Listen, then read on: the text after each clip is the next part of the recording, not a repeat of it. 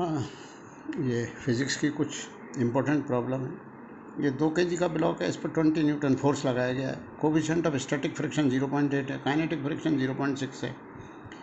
तो इस पर 20 न्यूटन फोर्स लगाने पर कितना एक्सेलरेशन होगा, ये क्वेश्चन है। अब अपन देखते हैं कि स्टैटिक फ्रिक्शन कितना आता है, क्योंकि अगर force applied force static friction से ज़्यादा है तभी ये स्लाइड करेगा। तो static friction mu s into m g, mu s into m g, तो mu s into m g हो गया। म्यू एस 0.8 है इंटू 2 इंटू 10, तो ये 16 न्यूटन। अब अपन ने अप्लाई करा है 20, अगर ये 16 से कम करते तो ये खिसकता ही नहीं। अब 20 न्यूटन और स्टैटिक फ्रिक्शन 16 न्यूटन। अब जनरली स्टूडेंट क्या गलती करेंगे कि इसका एक्सेलरेशन बता देंगे नेट फोर्स बटे मास। अब नेट फोर्स ले लेंगे 20 माइनस 16, जो कि गलत है, क्योंकि अब जैसे ही स्लाइड करेगा तो कोफिशिएंट ऑफ काइनेटिक फ्रिक्शन काम आएगा। तो 20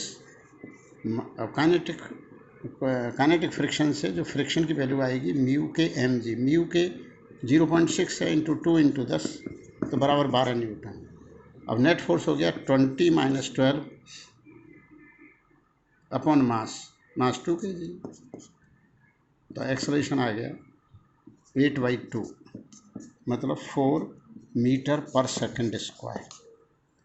और अगर स्टैटिक आप ले लेते तो वो गलत हो जाता, क्योंकि स्टैटिक लेते तो 20 माइनस 16 बटा 2, 4/2, तो 2 मीटर पर second square, which is incorrect. अब नेक्स्ट है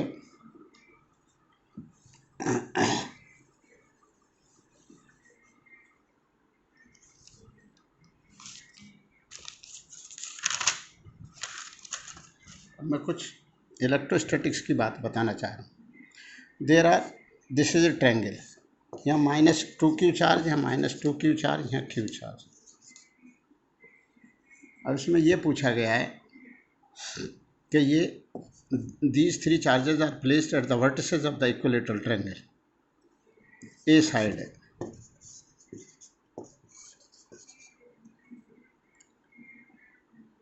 अब पूछा ये गया है कि इसकी ए साइड से 2a साइड कर दी गई, 2a साइड कर दी गई इक्विलेटरल ट्रायंगल पे। तो वर्क डन क्या है? तो वर्क डन एक्चुअल में जैसे ये बड़ी सिंपल सी बात है कि अपन कोई एक मास ले गए, ग्राउंड फ्लोर से फर्स्ट फ्लोर पर ले गए। अब पूछा गया कि अपन ने कितना वर्क करा, तो जो उसकी पोटेंशियल एनर्जी चेंज है वही एक्सटर्नल एजेंसी के द्वारा वर्क डन होता है। और जो ग्रेविटी जो वर्क करेगी वो पोटेंशियल एनर्जी में चेंज का माइनस होगा। जैसे अपन ग्राउंड फ्लोर से फर्स्ट फ्लोर पर एक कोई मास रखा है, तो ग्रेविटी नेगेटिव वर्क करा, जब पोटेंशियल एनर्जी में चेंज पॉजिटिव है। तो अगर एक्सटर्नल एजेंसी के द्वारा वर्क डन पूछना है तो आप चेंज इन पोटेंशियल एनर्जी निकालोगे, और यदि वो जो कंजर्वेटिव फोर्स है उसके द्वारा वर्क डन पूछना है तो पोटेंशियल एनर्जी में चेंज का नेगेटिव, मतलब initial potential energy minus final potential energy. तो ये क्योंकि पोटेंशियल एनर्जी की डेफिनेशन भी यही है, डेल्टा यू बराबर माइनस WC, कंजर्वेटिव फोर्स के अगेंस्ट में किए गए वर्क का नेगेटिव। जब जब कंजर्वेटिव फोर्सेस नेगेटिव वर्क करते हैं पोटेंशियल एनर्जी में चेंज पॉजिटिव होता है। और एक्सटर्नल एजेंसी के द्वारा पूछा है तो फिर वो एक्सटर्नल एजेंसी के द्वारा वर्क डन माइनस वो जो है plus change in potential energy. अब इसमें पोटेंशियल एनर्जी में चेंज निकालेंगे, तो पहले इस पोजीशन में पोटेंशियल एनर्जी क्या है ये देख लेते। तो पोटेंशियल एनर्जी जो इंटरेक्शन एनर्जी होती है, इलेक्ट्रोस्टैटिक पोटेंशियल एनर्जी होती है K Q1 Q2 बटे A, क्योंकि एक अच्छा तो ये टेकन 2 एट ए टाइम, क्योंकि पहले ये आ गया माना यहाँ पर, तो इसके फील्ड में या इसके पोटेंशियल पे या इसके द्वारा जो यहाँ पर जो पोटेंशियल बना उस पर -2q रखा, तो इसके कारण यहाँ पोटेंशियल मल्टीप्लाइड बाई -2q, तो पोटेंशियल होता है KQ/R, Q की जगह है -2q। तो जब दोनों नेगेटिव नेगेटिव हैं तो पोटेंशियल एनर्जी हो जाएगी positive 2q into 2q 4q² बटे A। फिर इन दोनों में ये नेगेटिव होगी -K2q² A, फिर -K2q² A, तो नेट पोटेंशियल एनर्जी 0 है। अब यहाँ पर A की जगह नेक्स्ट दूसरे वाले केस में 2A हो जाएगा, तो फाइनल पोटेंशियल एनर्जी भी 0 है। तो there is no change in the potential energy, therefore work done is 0। By external agency work done by zero, क्योंकि no change in potential energy. तो चेंज इन पोटेंशियल एनर्जी ही external agency के द्वारा work done होता है, ये समझना होगा। अब नेक्स्ट है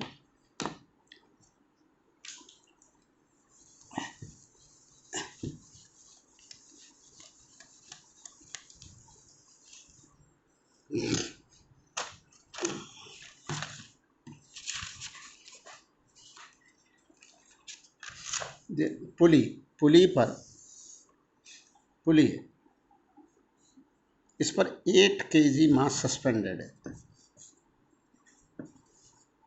इधर दिस इज 2 kg और ये एक और 2 kg थ्रेड।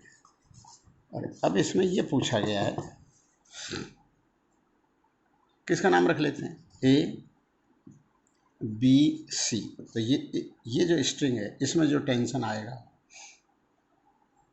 T1 और इसमें जो टेंशन आएगा T2, इनका रेशियो पता करना है। तो कैसे पता करें, तो एक्चुअल में ये 8 kg है, तो ये सिस्टम इधर चलेगा। तो ये तो एलिमेंट्री आइडिया है कि अब अपन इतना लंबा चौड़ा करें कि 8 kg माइनस T1 बराबर 8A और 4G माइनस T2 बराबर 4A। इन दोनों को मिला के नेट एक्सलेशन आ गया M1G माइनस M2G, मतलब 8G minus 4G upon net मास 12 हो गया। तो एक्सलेशन कितना आ गया, G/3 इज द एक्सलेशन। अब ये टेंशन T1 कैसे निकाला जाए, T1 इसको T1 मान लिया, तो 8G minus T1 is equal to 8A, A है G/3, तो T1 आ जाएगा 8G minus 8G/3, 8G minus 8G/3 16G/3 आ जाएगा। अब इसी तरह से इसको कर लो। अगर आपको ये T2 कैलकुलेट करना है,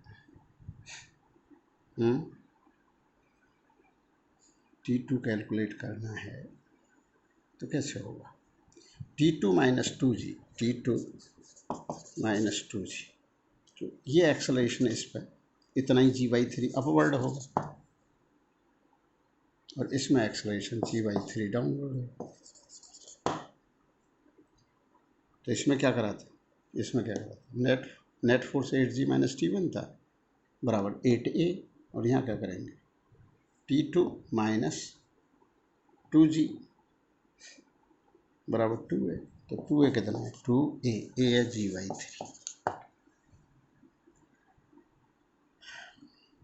तो 2G/3, तो what is T2, 2G plus 2G/3 8G/3। अब what is T1/T2, T1/T2 is 16G/3 upon 8G/3, तो 2 आ गया, आंसर इज 2।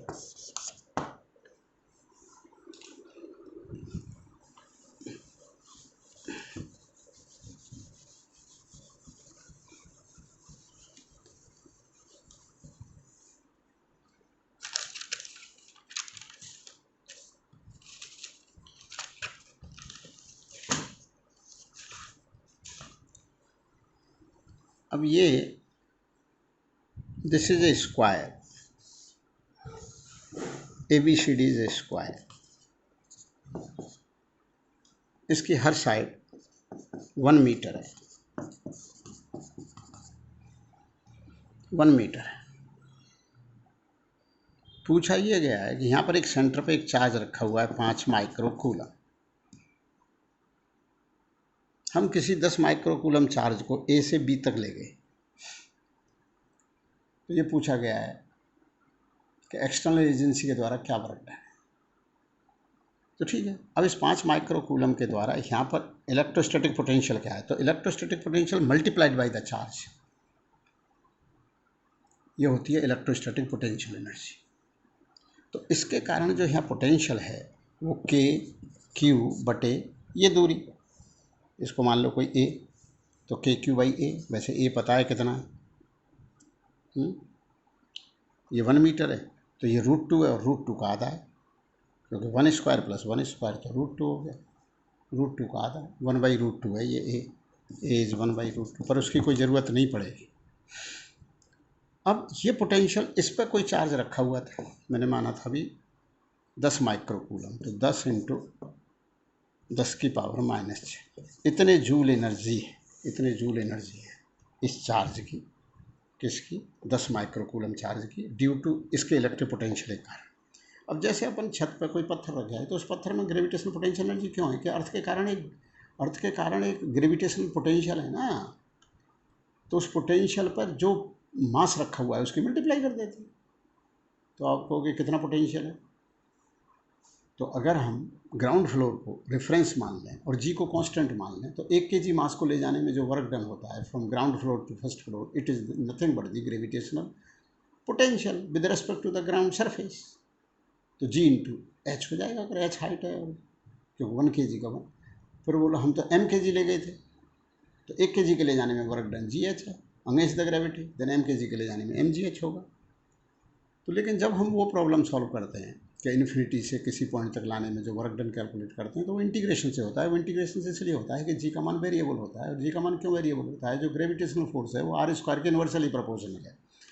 तो ये बातें आपको समझनी होंगी जो अगर फिजिक्स समझनी है तो इसके कारण जो यहाँ पर पोटेंशियल है, उस पोटेंशियल को मैं जनरली कहता हूँ एक कुर्सी है, और जो चार्ज है वो कुर्सी पर बैठने वाला है। अब कुर्सी पे बैठने मतलब इसने एक कुर्सी बना दी, एक पोटेंशियल बना दिया, एक लेवल बना दी, उस लेवल पे बैठने वाला कौन है। अब जैसे एक पीएम की कुर्सी है, अगर उस पर मायावती बैठ जाए तो भ्रष्टाचारी होगा, और मोदी बैठ जाए तो अच्छे काम होंगे। तो इन दोनों का प्रोडक्ट होता है कुर्सी मल्टीप्लाइड बाई बैठने वाला चार्ज। तो यहाँ पर जो इसने यहाँ पर पोटेंशियल बनाया वो यहाँ बनाया, क्योंकि बस इसलिए कोई पोटेंशियल एनर्जी में चेंज नहीं हुआ, तो कोई भी वर्क डन नहीं हुआ, बस ये बात खत्म। नेक्स्ट सवाल में अच्छे सवाल करा रहा हूँ आपको। नेक्स्ट है कि ये कोई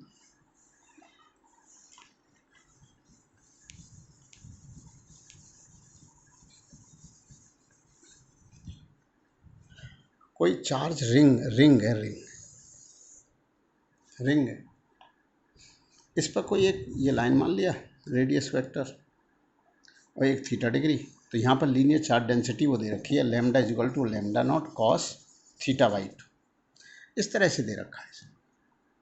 अब इसने पूछा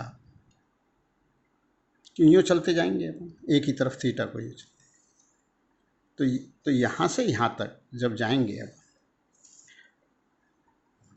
तो यहाँ पर जाकर के θ/2 90 डिग्री आएगा, और फिर आगे जाएंगे तो अपन पाई से ज़्यादा एंगल हो जाएगा, जैसे यहाँ 3π/2, तो एंगल आ जाएगा यहाँ पर एंगल आ जाएगा थीटा की जगह 3π/2 का आधा 3π/4, और 3π/4 कहाँ पड़ेगा, सेकंड क्वाड्रेंट में कॉस का मान क्या होगा, नेगेटिव। तो यहाँ से यहाँ तक जो गए तो वो चार्ज पॉजिटिव होगा,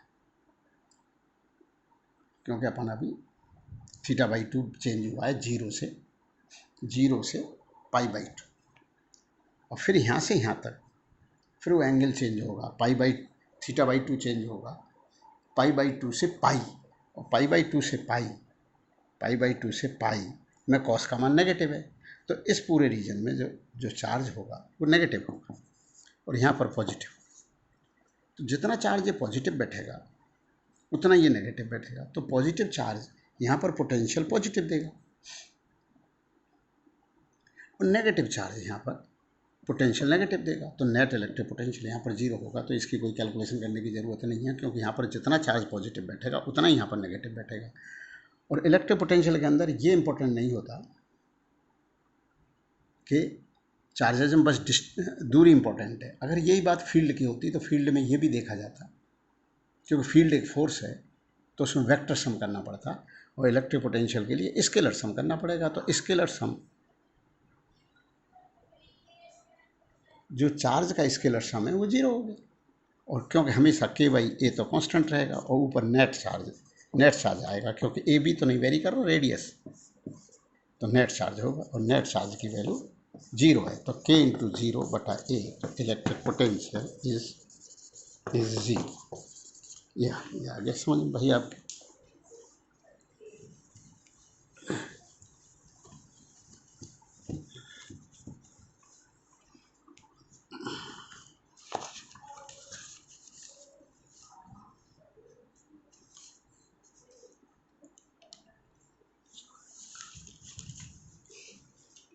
नेक्स्ट प्रॉब्लम है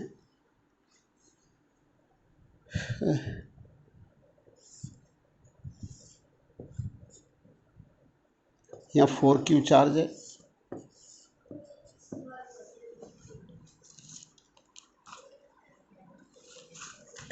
यहाँ Q है, इस पर 2Q है और यहाँ पर 7Q है। These are 4 plate, metallic plates, metallic plate हैं, इन पे चार्ज है 4Q, Q, 2Q और 7Q दे रखा है। अब इन पे ये पूछा गया है कि फेसेस के नाम तक दिए 1 2 3 4 5 6 7 और इस तरह से क्वेश्चन बना दिया कि किन फेसेस पे चार्ज बराबर हैं, किन पे बराबर नहीं है, किन पर जीरो है। तो इसका एक मेथड होता है कि मेटेलिक इस प्लेट्स हों, लार्ज मेटेलिक प्लेट्स हों, तो इन सब चार्जेस को ऐड कर लीजिए बस, और उसमें 2 से डिवाइड कर दो। वो चार्जेस होते हैं आउटर सरफेसेस पे, आउटर सरफेस। तो 4 4 और 4 और 1 5 6 7 और 7 14 डिवाइडेड बाई 2, तो 7Q यहाँ होगा भाई फर्स्ट। अब यहाँ तो 4Q ही था, तो चार्ज कोई कूद के तो आ नहीं जाएगा दूसरी प्लेट से, तो यहाँ पर नेट 4Q है, तो 4Q में से 7Q माइनस कर दो तो यहाँ -3Q है। और अपोजिट फेसेस पे चार्जेस इंडक्शन के कारण अपोजिट होता है, तो यहाँ -3Q है तो यहाँ पर +3Q होना पड़ेगा। अब नेट तो इस पर Q था तो यहाँ पर -2Q होना पड़ेगा। अब -2Q यहाँ होना पड़ेगा तो यहाँ 2Q होना पड़ेगा, तो इस पर तो नेट 2Q ही था तो यहाँ 0 होना पड़ेगा। और यहाँ 0 और 0 का अपोजिट -0 मतलब वही 0 होगा, तो यहाँ पर 7Q। तो इन 2 प्लेट का तो हमने पहले ही लिख दिया था कि यहाँ 7Q और यहाँ 7Q। ये इस तरह से ये सब है, ये पूछा गया था। अब किसी ने पूछा कि यहाँ पर इलेक्ट्रिक फील्ड का डिटर्मिनेशन कैसे करें। तो ये एडजस्टमेंट आप कहीं पर भी देखोगे, कोई भी सरफेस देखोगे, उस सरफेस के इधर जो जोड़ होगा चार्जेस का और जो इधर जोड़ होगा वो बराबर होगा। आप देख लो कहीं भी, ये फेस देख लो, यहाँ पर 0 है तो इन सब का जोड़ 0 होगा। 2Q - 2Q नहीं 0 नहीं होगा, जो इधर जितना होगा उतना ही उधर होगा, उतना ही। तो इधर 0 0 7Q तो 7Q है, यहाँ 2Q - 2Q 3Q - 3Q तो 7Q है। और ये होगा भी ऐसा ही, क्योंकि अब कहो कि यहाँ से जितना इधर है उतना इधर होगा तो होगा ही, क्योंकि अपोजिट फेसेस के चार्जेस तो 0 हैं, तो इधर जो होगा वो 7Q ही होगा। इधर यहाँ से इधर 7Q ही होगा और यहाँ से इधर भी 7Q होगा कि 3Q - 3Q 7Q होगा। ये इसलिए ऐसा होता है क्योंकि इसके अंदर जो इलेक्ट्रिक फील्ड है वो 0 है। वो 0 तभी हो सकता है कि इधर के चार्जेस और इधर के चार्जेस बराबर है। अगर एक ही प्लेट होती और 4Q की होती और एक प्लेट होती तो यहाँ 2Q और 2Q होता, तो यहाँ पर इलेक्ट्रिक फील्ड का मान 0 हो जाता, यहाँ पर 0 हो जाता। तो अब ये 0 हो गया। अब कोई कहता है कि हमें तो यहाँ इलेक्ट्रिक फील्ड चाहिए, तो इसके बहुत सारे तरीके हैं। तो बोला क्या तरीके हैं कि आप ये ले सकते हो कि आप यूँ गॉसियन सरफेस बना दो, तो यहाँ पर इलेक्ट्रिक फील्ड आपने इस तरह का चार्ज डिस्ट्रीब्यूशन हो गया कि यहाँ पर इलेक्ट्रिक फील्ड का मान 0 है और यहाँ जो है E है। अब E है तो ये ES हो जाएगा, ES। तो लेकिन E जो है ड्यू टू ऑल चार्जेज है। गॉस लॉ में एक खास बात है कि क्लोज सरफेस हो तो क्लोज सरफेस से निकलने वाला फ्लक्स इज इक्वल टू होता है charge upon charge enclosed divided by epsilon naught. लेकिन वो electric field due to all charges, बाहर के चार्जेस की वजह से भी होता है, लेकिन बाहर चार्ज की वजह से नेट फ्लक्स 0 होता है। फिर किसी ने कहा कि बाहर के चार्जेस को ना लें इलेक्ट्रिक फील्ड में, मतलब तो भी उतना ही बैठेगा, क्योंकि E due to inner charge, E due to inner charges ले लिया और तब फ्लक्स निकाला, क्योंकि फ्लक्स तो E/ds होता है। तो E due to inner charges ले लिया और तब फ्लक्स निकाला, तो भी वही बैठेगा तो फ्लक्स। और E due to inner charges and outer charges दोनों लेकर के E लिया और तब इलेक्ट्रिक फ्लक्स निकाला, तो इलेक्ट्रिक फ्लक्स तो वही बैठेगा, चार्ज एनक्लोज बाई एप्सिलॉन। तो आप कहोगे फिर हम लें या ना लें, तो ये उसके ऊपर डिपेंड करता है कि अगर नेट के कारण सारे चार्जेस के कारण इलेक्ट्रिक फील्ड लिया है तो आपको कंसीडर करना पड़ेगा बाहर के चार्जेस को भी। तो ऐसी बहुत सारी एग्जांपल्स हैं। तो बाहर के, तो यहाँ पर जो इलेक्ट्रिक फील्ड आएगा ना वो ड्यू टू ऑल चार्जेज है, क्योंकि हमने चार्ज का डिस्ट्रीब्यूशन उस तरह से कर लिया कि मेटल के अंदर जो ई के मान 0 कर लिए अपन, तो E S plus 0 into S बराबर चार्ज एनक्लोज। तो चार्ज एनक्लोज यहाँ पर क्या है, इस फेस पर 7Q था, तो 7Q में एरिया से डिवाइड कर दो तो चार्ज पर यूनिट एरिया आ गया, इंटू एस एनक्लोज्ड है सरफेस, तो एनक्लोज चार्ज हो जाएगा 7Q upon area into S upon epsilon, क्योंकि ये मैंने एस लिया है, ये एस, तो E S plus 0 into S बराबर चार्ज एनक्लोज उस सरफेस में, तो क्या हुआ, इस एस से एस कट गया, तो ई का मान आ गया 7Q अपॉन एप्सिलॉन ए, ये आ गया ई का। किसी ने कहा यहाँ निकाल सकते हैं क्या ई का मान मुझे दोनों प्लेट के बीच में, यहाँ पर हाँ बिल्कुल निकाल सकते हैं। तो यहाँ पर ये गॉसियन सरफेस ये ले लो, ये ले लो, ये ले लो, तो यहाँ पर जो चार्ज एनक्लोज जो होगी ये वाली सरफेस वो 3Q वाली होगी, तो यहाँ पर क्या हो जाएगा, यहाँ पर electric flux lines of force E S और यहाँ से निकलने वाली 0, तो E S plus 0, E S plus 0, E S plus 0 बराबर 3Q अपॉन एरिया, मतलब ये पूरा एरिया ए है, तो 3Q में एरिया से डिवाइड कर दिया तो आ गया charge per unit area multiplied by the ये जो एस सरफेस जो चार्ज एनक्लोज, तो इतना ही बैठेगा ना कि 3Q बटे एरिया मतलब charge per unit area multiplied by वो एरिया जो एनक्लोज हुआ है, क्योंकि एनक्लोज सरफेस के अंदर ही तो चार्ज लेना है, ये पूरा 3Q थोड़े ले सकता हूँ, तो 3Q बाई ए गुणा एस अपॉन एप्सिलॉन। अब इसमें एस से एस कट गया, तो ये जो यहाँ वाला इलेक्ट्रिक फील्ड जो आया इसका नाम चलो E1 रख लेते हैं, E1, तो जो E1 जो आया है वो आया है 3Q अपॉन एप्सिलॉन ए, तो इस तरह से आप कहीं भी निकाल सकते हैं। फिर किसी ने कहा कि हमें कोई ज़रूरी है क्या कि हम हमेशा मेटल के अंदर ही एक सरफेस कंसीडर करें, नहीं है ज़रूरी, आप ऐसे भी कर सकते थे, यहाँ से लेके यहाँ तक ले सकते थे आप, यहाँ से लेके यहाँ तक ले, तो भी एक ही बात आती, यहाँ से लेके यहाँ तक ले लो, तो फिर सारा चार्ज एनक्लोज लिख रहे थे, उसमें किसका भाग दे देते, एरिया, लेकिन जो यहाँ पर ई होगा वही वहाँ पर ई हो, तो वो फिर आप कहोगे ऐसा क्यों, क्योंकि यहाँ के लिए सारा चार्ज इधर है और यहाँ के लिए सारा चार्ज इधर, तो फिर 2ES हो जाएगा, लेकिन चार्ज एनक्लोज भी 14Q अपॉन ए हो जाएगा। तो मैं आपको करके बताता हूँ कि जैसे ये यों लिया, तो यहाँ ई है और यहाँ ई है, तो 2ES हो जाएगा, 2ES बराबर 14Q divide by area into S divide by epsilon naught. तो देखो एस से एस कट गया, फिर 2 से ये 7 बार कट गया, तो ई का मान आ गया 7Q अपॉन एप्सिलॉन नॉट, और ये यही यहाँ आ रहा था और यही यहाँ आ गया। मेरे हिसाब से अब समझ में तो आ गया होगा भाई, ये आप भी नहीं आ रहा।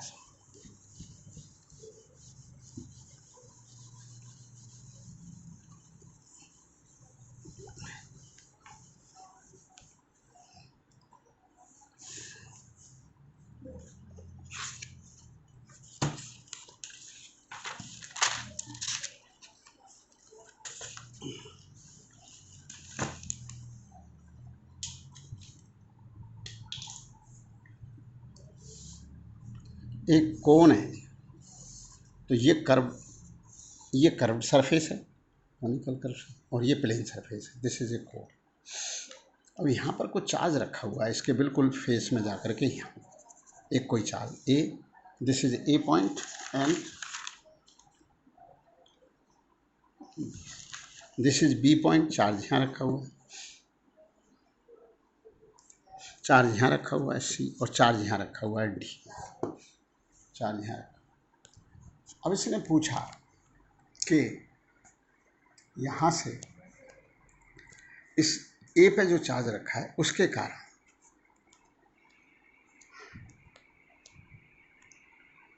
इससे कर्व सरफेस से जाने वाला नेट फ्लक्स क्या है। नेट फ्लक्स बहुत अच्छा सवाल है। बी पे चार्ज रख दिया जाए वही चार्ज, तो इस कर्व सरफेस से जाने वाला फ्लक्स क्या है, सी पे रख दिया जाए तो क्या है, और डी पे वही चार्ज क्यू रख दिया जाए तो क्या है। तो यहाँ पर जो ए है और ये जो पॉइंट है सी, ये एक से हैं, जो ए का जवाब होगा वही सी का होगा।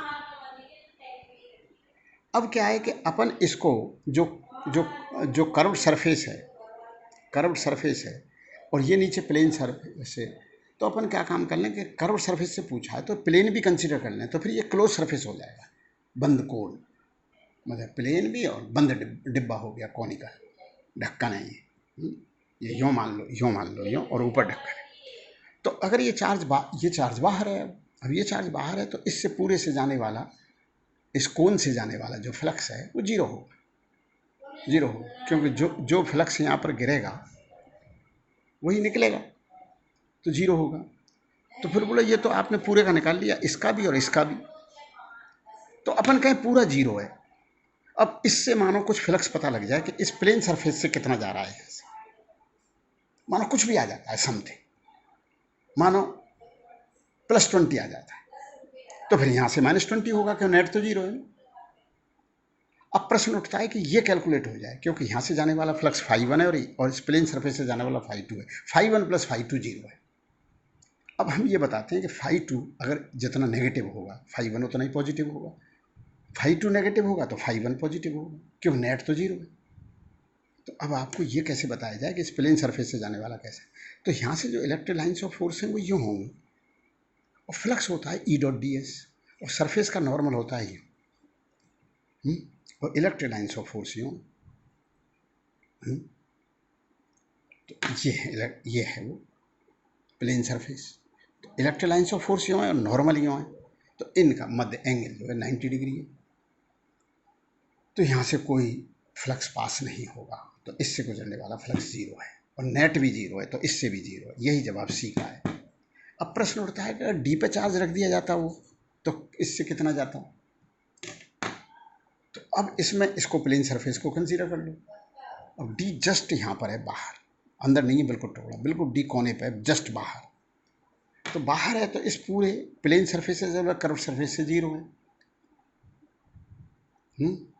प्लेन सरफेस से और कर्व सरफेस से जीरो। अब कर्व सरफेस से तो अपन कैसे निकालें, तो कर्व सरफेस से कैसे निकाला जाए इलेक्ट्रिक लाइन्स ऑफ फोर्स।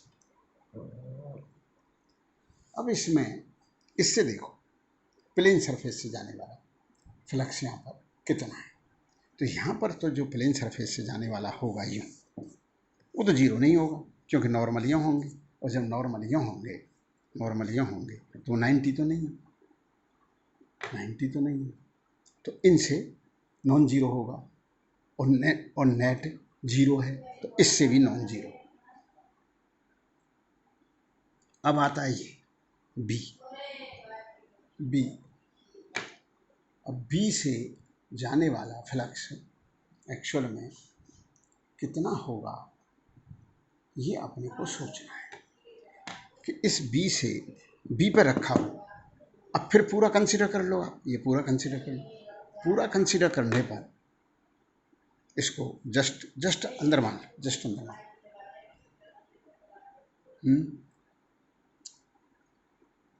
तो क्या होगा, इससे बी से जाने वाला, इधर से जाने वाला, क्योंकि फिर इसमें इसको दो दुनियाओं में यूँ डिवाइड कर दो, तो आधा फ्लक्स तो उधर है और आधा फ्लक्स इधर है,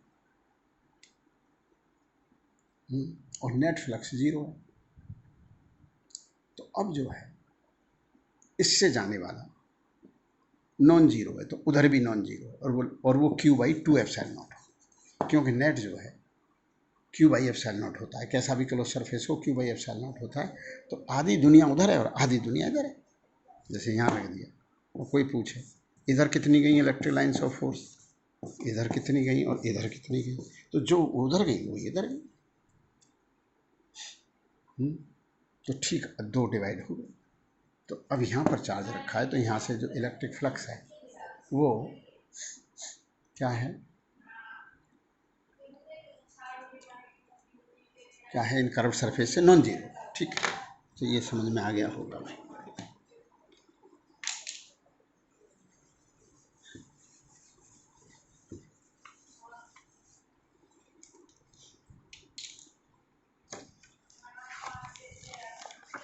अब आप देखिए, मैं सभी तरह की प्रॉब्लम कर रहा हूँ। अब ये एक मैकेनिक्स की प्रॉब्लम है, ये this is a fixed gauge है, फिक्स्ड है, ये पुली है, यहाँ पर ये यूँ चला गया, यहाँ पर एक मास है, यहाँ पर एक फ्रिक्शनलेस सरफेस है, ये यहाँ पर इस तरह से है, ये ऐसे है, ये मास कैपिटल एम है, ये थीटा है, ये भी स्मूथ है, ये भी स्मूथ है। अब ये पूछा गया कि इसमें टेंशन कितना है। ठीक है, तो ये तो आपको नज़र आ ही गया होगा कि जो एक्सेलरेशन इसमें ए होगा उतना ही है, आगे बढ़ेगा ए, ये यूँ हो। अब इसमें टेंशन कैसे निकाला जाए, तो एफ बी डी बना लो। तो यहाँ पर ये टी है इधर, और इधर कौन है, एम जी का कंपोनेंट, एम जी का कंपोनेंट कौन, एम जी साइन थीटा, और एम जी का ये वाला component M G cos theta, ये नॉर्मल रिएक्शन से बैलेंस हो गया, नॉर्मल रिएक्शन से बैलेंस हो गया। तो M G sine theta minus T बराबर एम ए, एम को बड़ी कर लो जब बड़ी है, और यहाँ से टी, इसको टी खींचेगा यहाँ से, तो टी बराबर एम ए। अब दोनों को ऐड कर दो, तो ऐड करने पर क्या होता है, देखो आप, एम जी साइन थीटा बराबर 2ma।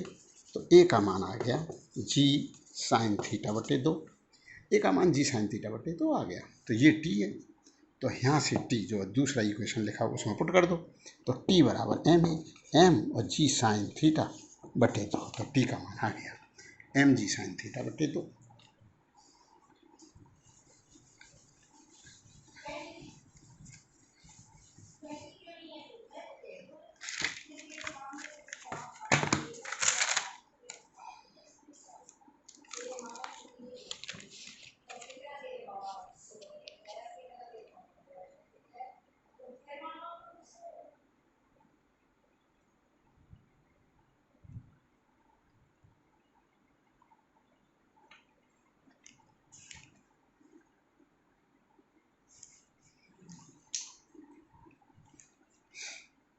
ये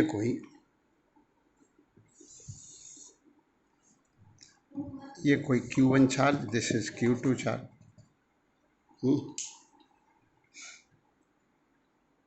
ये कोई Q3 चार्ज, और ये कोई Q4 चार्ज। अब ये कोई इस पर पॉइंट है, this is a close surface. अब इससे पूछा गया कि जो E dot d s over the close surface अपन जो लिखते हैं, charge enclosed by the closed surface, by the closed surface divided by epsilon, divide by epsilon, ये लिखते हैं charge enclosed by the closed surface upon epsilon, ये flux होता है। तो इसमें ये पूछा जाता है जनरली कि इस पॉइंट ई पर, जो ई पॉइंट है उस सरफेस पर ई जो है वो इन सारे चार्जेस की वजह से है या अंदर के चार्जेस की वजह से है। तो ये याद रखो कि सभी की वजह से। तो यहाँ पर जो इसके दो टुकड़े कर दिए जाते हैं ई डॉट डी एस के, E due to inner charges plus E due to outer charges, यूँ डॉट डी एस है, डॉट डी एस है बराबर q enclosed upon epsilon naught. तो अगर हम इनर की वजह से ई लेते हैं केवल, क्योंकि आउटर की वजह से ई डॉट डी एस जीरो बढ़ता है, तो हम आउटर जो है आउटर चार्ज लें या ना लें इस पर ना फर्क पड़ेगा नेट फ्लक्स पे। तो नेट फ्लक्स तो ड्यू टू इनर चार्जेज है और ई का मान ड्यू टू ऑल चार्जेज। तो बोला जरूरी है क्या लेना, अगर हमको बाहर के चार्जेस का की वजह से ई कैलकुलेट ही नहीं करना तो मत लो, क्योंकि ई जो है आउटर चार्जेस। लेकिन अगर ये पूछा जाए कि इसमें ई किसकी वजह से है स्लो में, तो यहाँ पर लिखना पड़ेगा ई ड्यू टू ऑल चार्जेस। तो ई आउटर चार्जेस की वजह से ई dot d s over the close surface, outer close surface zero होता है क्योंकि ई ड्यू टू ऑल, तो ई ड्यू टू ऑल चार्जेस। अब पूछे नेट फ्लक्स क्या है, ई तो तुमने इनर चार्जेस की वजह से भी ले लिया, आउटर की वजह, दोनों का वेक्टर सम करके डॉट डी एस करके हैं, तो लेकिन नेट फ्लक्स कितना आएगा वो गॉस ने बता दिया without calculation, Q1 plus Q2 बटे epsilon phi coming out from the close surface, E due to all charges, E due to all charges. ठीक है ना।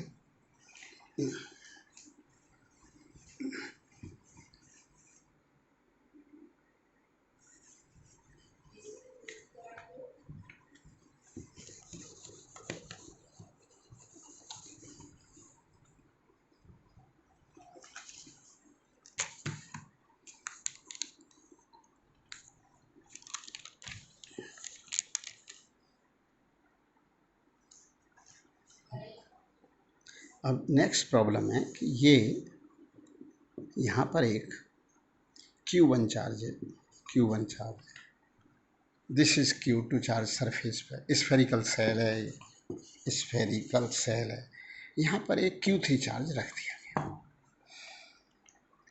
तो इस Q1 चार्ज पर नेट फोर्स क्या है? तो इसका जवाब होता है कि नेट फोर्स 0 है। क्यों? Q3 के रखते ही अगर ये पॉजिटिव चार्ज है तो कुछ चार्जेस यहाँ पर इंडक्शन से यहाँ कलेक्ट हो जाएगा, तो वो इसको नेगेटिव चार्ज आ जाएगा, तो यहाँ नेगेटिव चार्ज नेट आ जाएगा। तो Q3, तो यहाँ पर चार्ज पूरा, ये जो Q2 अब यूनिफॉर्मली डिस्ट्रीब्यूटेड नहीं रहेगा।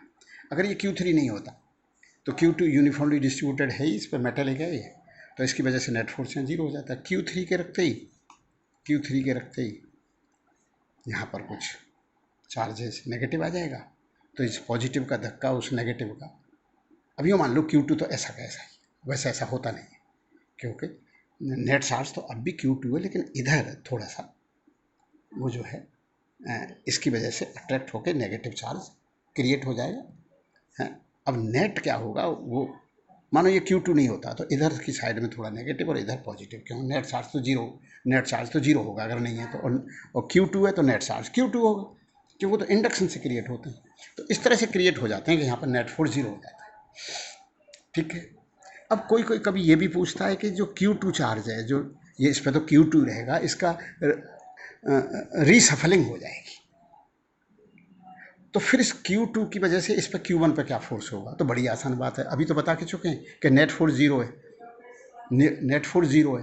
तो अगर किसी ने पूछा Q2 की वजह से क्या है, तो फिर Q3 की वजह से क्या है? Q3 की वजह से इधर है धक्का, दमानो तीनों पॉजिटिव है, तो इसकी वजह से Q2 की वजह से इधर होगा तो नेट 0 हो जाए। फिर पूछा कि एग्जैक्ट वैल्यू ही नहीं बता सकते? हाँ बता सकते हैं कि जो Q3 की वजह से यहाँ क्या है, वो है K Q3 Q1 अपॉन ये दूरी जो है, इस दूरी का नाम आप A रख लो, तो A स्क्वायर। तो इस Q3 की वजह से Q1 पर इधर फोर्स है, तो इस पर जो इसके कारण जो फोर्स होगा वो इधर होगा, जिससे नेट 0 हो जाए। ये इसका जवाब है, समझ में? अब किसी ने कहा कि चलो इस पर नहीं होता तो, यहाँ पर चार्ज 0 होता तो, और ये Q1 होता तो, और ये Q3 होता तो, Q2 होता तो इस पर नेट फोर्स क्या होता? नेट। तो बोला साहब Q2 की वजह से तो इस पर फोर्स लगेगा, लेकिन इस Q2 यहाँ पर इंडक्शन से नेगेटिव चार्ज क्रिएट कर देगा, तो यहाँ नेगेटिव हो जाएगा और नेट 0 है, तो इधर थोड़ा पॉजिटिव हो जाएगा, तो ये नेगेटिव और वो पॉजिटिव और ये Q2, इन सब का रिजल्टेंट 0 आ जाएगा। फिर किसी ने पूछा कि इस पर जो चार्ज इंड्यूस हुए हैं, यहाँ पर नेगेटिव यहाँ पॉजिटिव जो इंड्यूस हुए, उनकी वजह से क्या फोर्स है? तो वो तो हमें डिस्ट्रीब्यूशन तो पता नहीं, तो हम उसको तो कैलकुलेट इस तरह से तो नहीं कर सकते, लेकिन उसका कैलकुलेशन का मेथड है कि इंड्यूस चार्जेस की वजह से यहाँ जो फोर्स है, तो क्योंकि नेट फोर्स 0 है, तो मतलब किसी एक इंसान को दो जने धक्का मुक्की कर रहे हैं और उस पर नेट फोर्स 0 आ रहा है, और तो किसी ने पूछा कि इनकी वजह से क्या नेट फोर्स है, इसकी वजह से क्या फोर्स है, तो उसकी वजह से आप कैलकुलेट कर सकते हो। तो उसकी वजह से जो फोर्स है उसका अपोजिट बोल, जिससे नेट फोर्स उस चार्ज पर 0 हो जाए। तो इस Q2 की वजह से इस पर A दूरी पर K Q2 Q1 बटे A स्क्वायर है, तो चूक किधर है? इधर है, तो इसकी वजह से इस यहाँ पर जो इंड्यूस हुआ चार्ज है उसकी वजह से इधर होगा, और इतना ही होगा मैग्नीट्यूड। ये हो गया। अब आप सुनिए,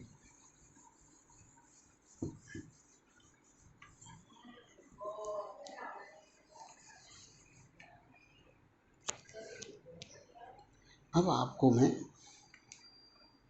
कैपेसिटर्स को हमने चार्जेस का रीडिस्ट्रीब्यूशन बताएंगे कि, और इक्विवेलेंट कैपेसिटी कैसे निकालेंगे कैपेसिटर की, कि ये there are so many capacity, ये C है, फिर मानो ये मान लिया 5 माइक्रोफेरेड है, ये 10 माइक्रोफेरेड है, और ये 20 माइक्रोफेरेड है, ये 20 माइक्रोफेरेड है, और ये अब नेट क्या होगा इसकी इक्विवेलेंट कैपेसिटी? तो ये तो आसान सवाल है, क्योंकि ये दोनों पैरेलल में ऐड हो जाते हैं, तो 20 और 10 30, और ये 30 5 के साथ सीरीज में, तो नेट क्या आ जाएगा 30 × 5 अपॉन 30 + 5 150/35 माइक्रोफैराड, जो 20 और 10 30 और 5 10 30 × 5 अपॉन 30 + 150 30 और 5 35, ठीक है, ये बैठ जाएगा। तो आप इसको कैंसिल तो कर ही सकते हो, 7 30/7 माइक्रोफैराड इतना आ जाए। तो सीरीज पैरेलल के तो फार्मूले जो स्टूडेंट जेई देने जा रहा है उसको इतना तो आता ही। अब नेक्स्ट आता है कि जब सीरीज पैरेलल में वो नहीं हो, न सीरीज में न पैरेलल में, तो पैरेलल में क्या होता है, वो एक ही पोटेंशियल डिफरेंस के बीच कैपेसिटर लगे रहते हैं, और सीरीज में क्या होता है एक के बाद एक लगा रहता है। और पैरेलल में एक ही पोटेंशियल डिफरेंस के बीच में लगे रहते हैं। अब ऐसा नहीं हो तो क्या करें? अब मानो ये प्रॉब्लम है, तो इसका क्या करें? इस तरह की प्रॉब्लम हो, 3 माइक्रोफैराड, ये 6 माइक्रोफैराड, ये 6 माइक्रोफैराड, ये 3 माइक्रोफैराड और ये 4 माइक्रोफैराड। अब अपने से पूछा जाए ए और बी के बीच कैपेसिटी, तो ये बहुत कठिन होगी। अब सी और डी है, अगर ए और सी के बीच पूछा जाए तो अपने को बैटरी यहाँ लगानी है ए और सी के बीच में, तो ये बहुत आसान है। ए और सी के बीच में पूछा जाए कैपेसिटी, ए और सी के बीच में पूछी जाए तो क्या है, अपन फिर इधर से समेटेंगे, तो ये तो हट जाएगा। तो 6 और 3 कायम आ जाएंगे सीरीज में एक के बाद एक, तो 6 और 3 को